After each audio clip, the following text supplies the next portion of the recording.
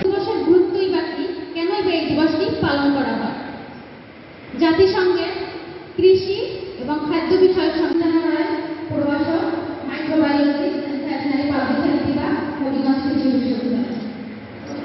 আমাদের যারা প্রান্তিক নাগরিক তাদের সক্ষমতা বাড়ায়, তাদের সক্ষমতা আমরা করতে পারি, তাহলে যে সমস্যাটা একটা হয়ে আসবে অখাদ্যভাবে জাতীয়ভাবে যে আমাদের চাহিদা সেখানে আমাদের একজন মানুষের 250 তাহলে দুধ পেয়ে তার জীবন চলে। উদাহরণ, আমার মা প্রায় 90 বছর মতো বয়স, সে অন্য কোনো খাবার গ্রহণ করে আইল্যান্ডে যাওয়ার একটা সুযোগ হয়েছিল 2012 সালে। সেখানে আমি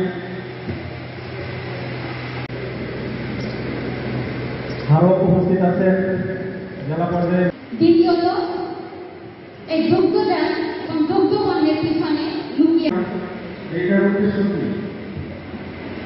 মনে মনে আমাদের